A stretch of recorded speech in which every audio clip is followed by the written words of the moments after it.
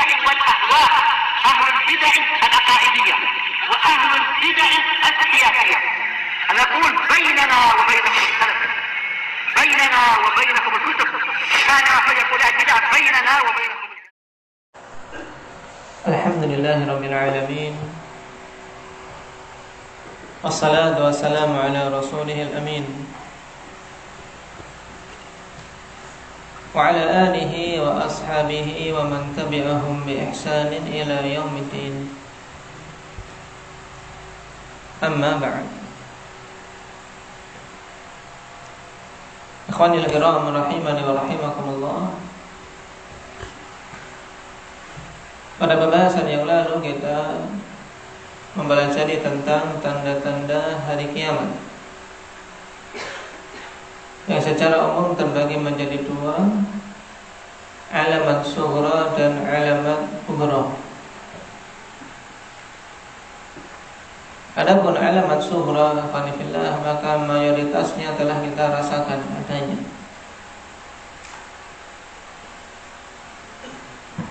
Berupa banyaknya perbuatan fahisyah,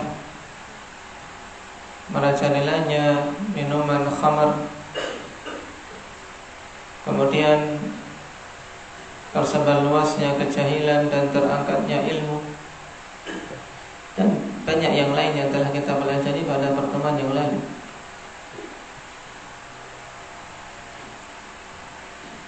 Dan hikmah terbesar afanifillah kita mempelajari itu adalah untuk menumbuhkan dalam diri kita keyakinan yang seyakin-yakinnya tentang tegaknya hari kiamat,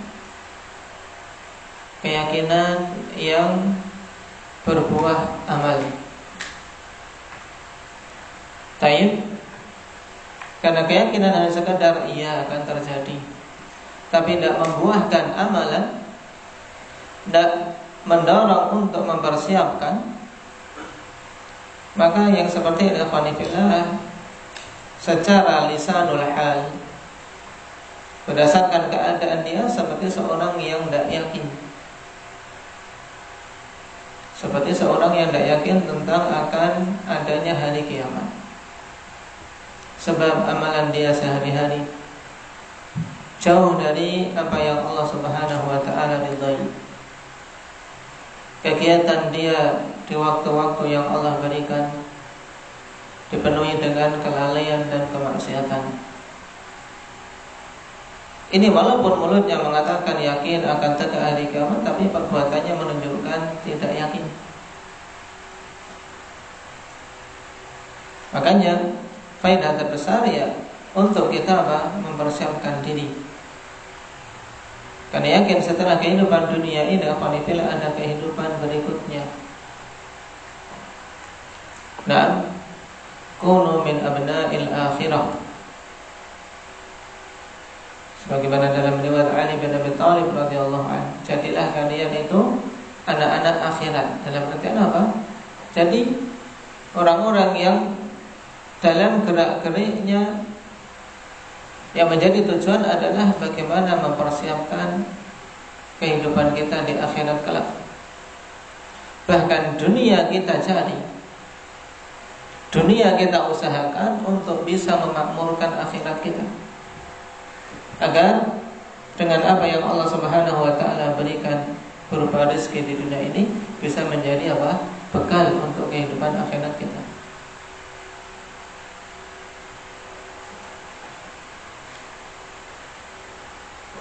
Terlebih lagi kalau kita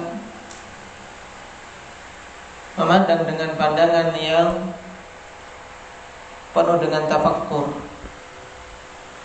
Walaupun kiamat kubra ikhwanifillah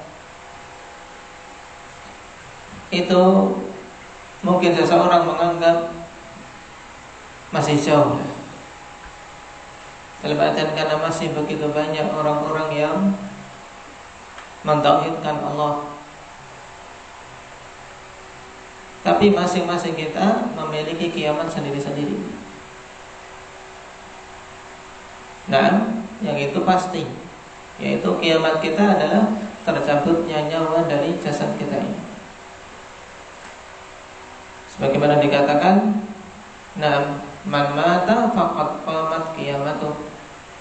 Siapa saja yang mati maka sungguh telah tegak kiamat dia. Jadi kiamat kita masing-masing ya dengan kematian ini. Kenapa? Karena setelah itu kita tidak mungkin lagi beramal, tidak mungkin lagi menambah, atau yang belum bertobat tidak mungkin lagi bertobat kalau sudah tercabut nyawa. Dan alhamdulillah masih ada kesempatan. Nyawa kita alhamdulillah masih bersama dengan jasad kita, maka manfaatkan dengan sebaik-baiknya. Apalagi di hari-hari yang sudah dekat dengan Ramadan. Kita sudah di pertengahan Rajab, sebentar lagi Sya'ban, kemudian Ramadan. Banyak-banyak berharap kepada Allah Subhanahu wa ta'ala untuk bisa sampai di bulan yang mulia tadi. Karena kerinduan seseorang kepada bulan ini juga berpengaruh akhwanifillah dalam dia mempersiapkan amal. Bulan yang mubarak yang butuh seseorang mempersiapkan diri, persiapan batin sebelum persiapan zahirnya. Makanya Nabi SAW di bulan Sya'ban, sebagaimana kita lewati dalam banyak pelajaran, beliau membimbingkan dan mencontohkan untuk memperbanyak puasa sebagai sebagai persiapan. Demikian pula para salaf mengamalkan amalan-amalan yang ada di Ramadan, di bulan Sya'ban, berupa memperbanyak puasa, memperbanyak qiraatul Quran, sedekah dan yang lainnya. Yang ini menunjukkan kerinduan mereka. Mereka betul-betul bersiap-siap untuk bisa memakmurkan bulan tersebut. Bahkan datang riwayat yang menegaskan para pendahulu kita dulu, 6 bulan sebelum datangnya Ramadan mereka sudah berdoa, berharap-harap agar diberi umur sampai di bulan Ramadan. Nas'alullah azza wa jalla ay yuballighana Ramadan wa ay yuwaffiqana li kulli khair. Sekarang kita masuk pada poin yang ke-290. Uzkur ba'da asma'il qiyamah. Sebutkan sebagian nama-nama hari kiamat. Karena hari kiamat akhwanifillah datang dalam ayat-ayat Al-Quran dengan nama yang bermacam-macam. Dan di antara salah satu tanda tentang sesuatu yang besar, perkara yang besar akhwanifillah, di antaranya juga adalah dengan banyaknya nama, menunjukkan tentang besarnya perkara tersebut.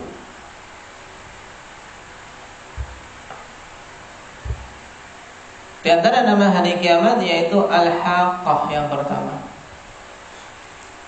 Dinamakan dengan Al-Haqqah. Wa dalilu qauluhu ta'ala Al-Haqqatu mal-Haqqah wa ma adraka mal-Haqqah.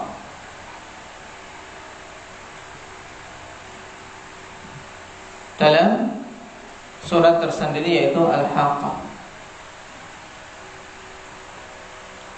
Dinamakan dengan Al-Haqqah al-Qanifillah li'annaha tuhaqqu fiha al-umur wa yajibu fiha al-jaza'u 'ala al-a'mal. Dinamakan Al-Haqqah li'annaha tuhaqqu biha al-umur, dikarenakan tuhaqqu fiha, pada hari tersebut perkara-perkara khonifillah betul-betul ditetapkan mana yang benar, dan mesti akan mendapatkan pada hari tersebut balasan atas amalan-amalan.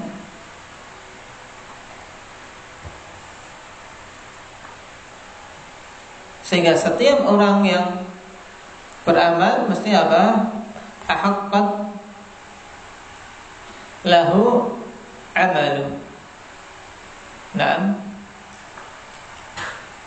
setiap orang yang beramal akan apa? Akan diberi hak taim dari apa? Dari hasil amalannya. Tidak ada yang terzalimi sedikit pun.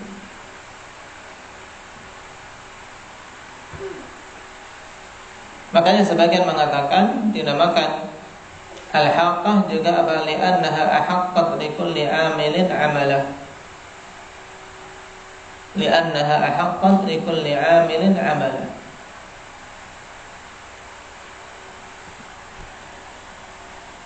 Kenapa? Karena pada hari tersebut memberikan hak bagi setiap orang yang beramal dari apa? Balasan amalannya. Ini tentang nama yang pertama, dinamakan dengan al-haqqah karena hal tersebut.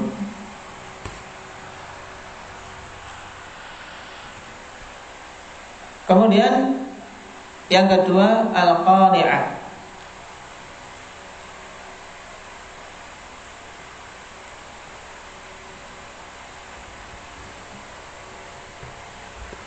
Dinamakan dengan al-qari'ah, dalilnya juga satu surat khusus, yaitu surat al-qari'ah. Al-qari'ah, mal qari'ah, wa ma adraka mal qari'ah. Persis susunannya dengan apa? Dengan yang sebelumnya, al-haqqah, mal haqqah, wa ma adraka mal haqqah. Ini juga al-qari'ah.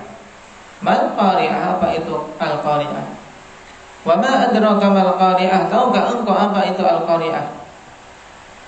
Pertanyaannya demikian akhwanillah agar apa? Betul-betul manusia memperhatikan tentang peristiwa besar ini, peristiwa yang mesti terjadi, namun kebanyakan manusia melalaikan atau tidak peduli. Dinamakan dengan al-qari'ah li'annaha taqra'ul quluba bi ahwaliha. Li'annaha taqra'ul quluba bi ahwaliha. Sebagaimana disebutkan Imam Al-Qurtubi dalam Tadhkirah. Dikarenakan apa? Dikarenakan itu hadis tersebut akhwanifillah taqra'ul qulub, yaitu betul-betul memukul hati ini dengan kengeriannya. Tapi begitu mengerikan kejadian di hari tersebut.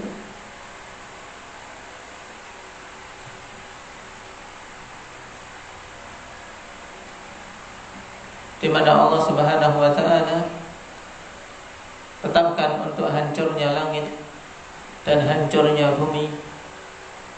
Demikian pula gunung-gunung, taib, dan semuanya mati, kecuali yang Allah Subhanahu wa taala telah khususkan.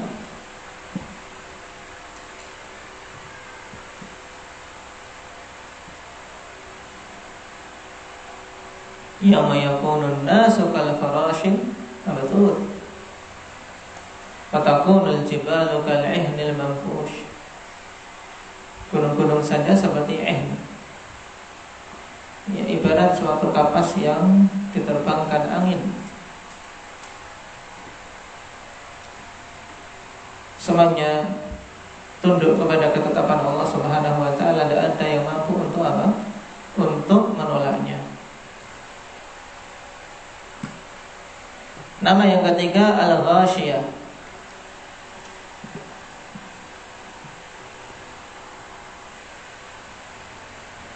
Wa dalilu qauluhu ta'ala hal ataka hadithul ghashiyah.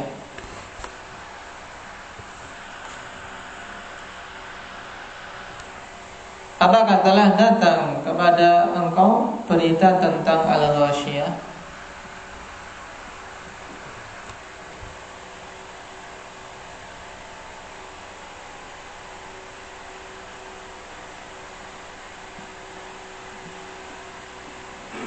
Dan dinamakan dengan al-ghasyiyah ikhwanifillah li'annaha taghsha kulla syai'in bi ahwaliha.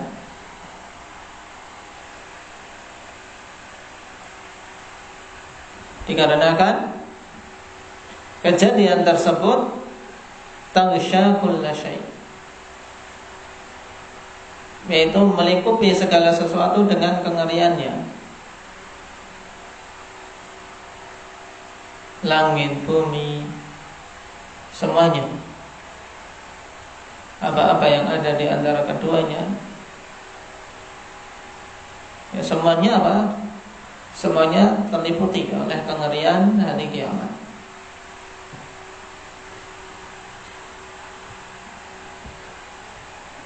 Kemudian nama yang keempat as-sakhah.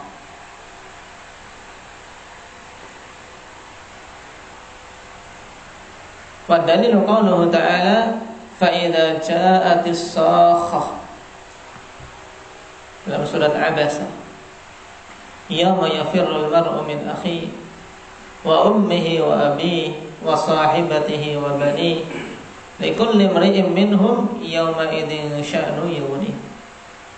Maka tatkala datang as-sakhah, yaitu hari kiamat, telah tiba hari kiamat, maka hari yang seseorang itu berlari dari saudaranya, tidak ingat lagi saudara. Seorang lari dari ibu dan bapaknya serta istri dan anak-anaknya, tidak peduli kecuali diri sendiri. Sebagaimana penegasan dari Allah, likulli imri'in minhum yawma idzin sya'nu yughni, bagi masing-masing manusia di antara mereka memiliki perkara yang cukup untuk apa? Untuk sibuk, tidak bisa memikirkan yang lain lagi. Tidak ada pikiran untuk memikirkan anak, istri, orang tua, saudara.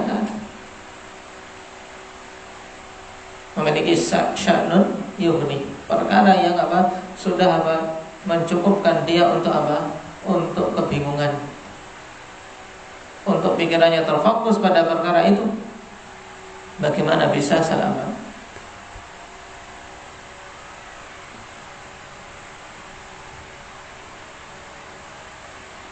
Dan as-sakhah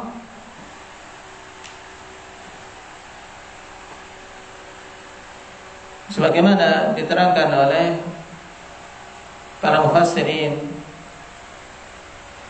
di antaranya dalam tafsir Abi Sa'ud, demikian pula tafsir An-Nasafi, as-sakhah hiya sayhatul qiyamah li'annaha tasikhul adhan ay tasummuha, yaitu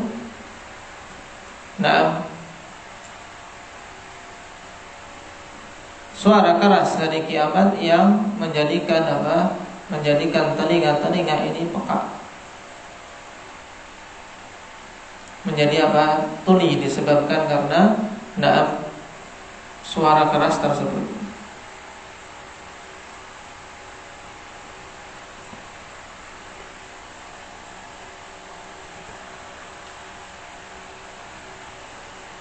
Kemudian nama yang lain At-Tammatul Kubra.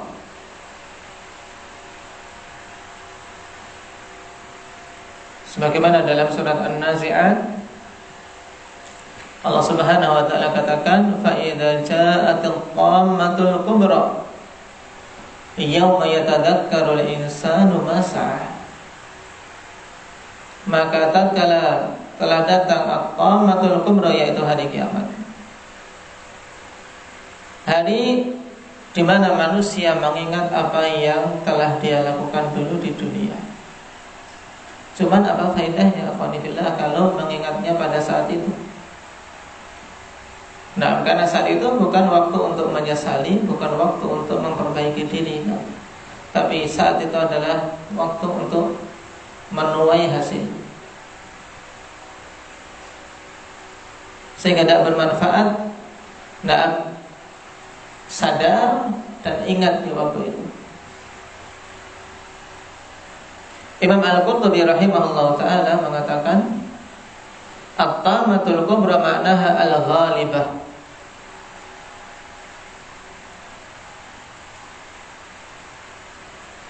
min qaulika tamma syai' idza 'ala wa ghalaba walamma kana taghlibu kull syai'in kana laha hadzal ismu haqiqatan duna kulli syai'.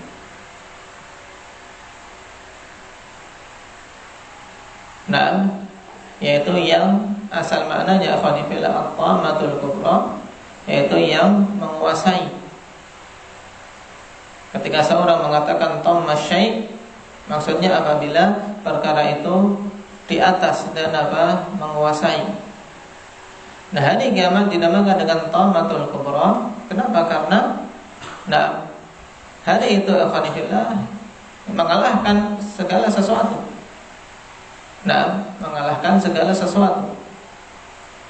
Sehingga nama ini nama yang hakiki. Jadi semua perkara tidak ada yang bisa keluar dari dari ketetapan untuk untuk mengalami kiamat. Ini dinamakan dengan tamatul kubra. Dikarenakan hari kiamat meliput kengeriannya, meliputi dan mengalahkan segala sesuatu.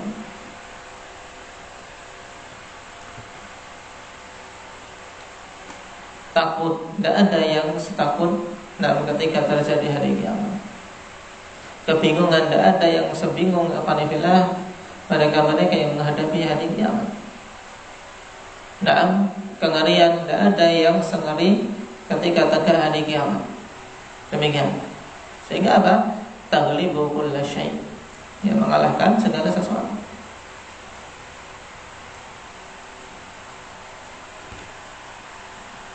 Nama berikutnya al-waqi'ah. Sebagaimana juga dalam satu surat khusus Allah Subhanahu wa taala katakan dalam awal surat Al-Waqi'ah, idza waqa'atil waqi'ah. Apabila telah terjadi al-waqi'ah, yaitu hari kiamat.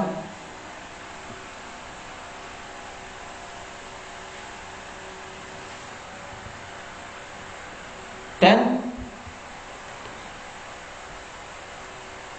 Ibnu Abbas radhiyallahu anhuma menegaskan bahwasanya al-waqi'ah idza waqa'atil waqi'ah laisa liwaqa'atiha kadzibah. Al-waqi'ah, Ibnu Abbas menegaskan bahwasanya itu adalah nama untuk hari kiamat.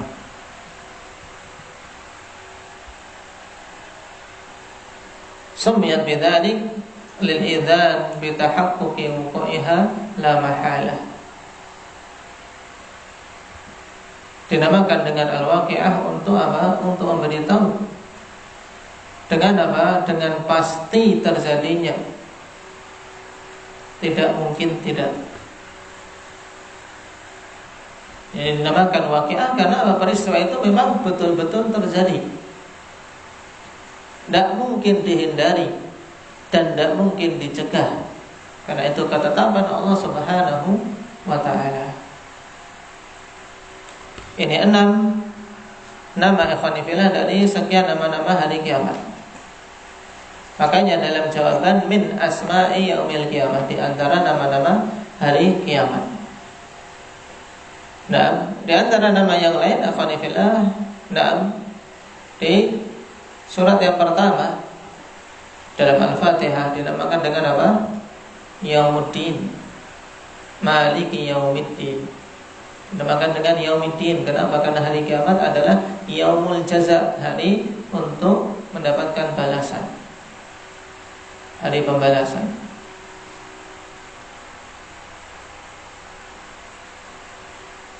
Juga nama yang masyhur yang terlewatkan di sini adalah As-Sa'ah.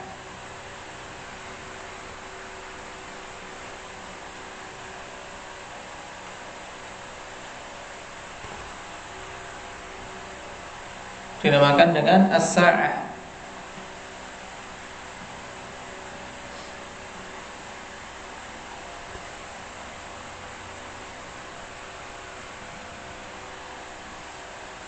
Sebagaimana dalam firman Allah Subhanahu wa taala, innas sa'ata atiyatun akadu ukhfiha litujza kullu nafsin bima tas'a, dalam surat Thaha ayat yang ke-15.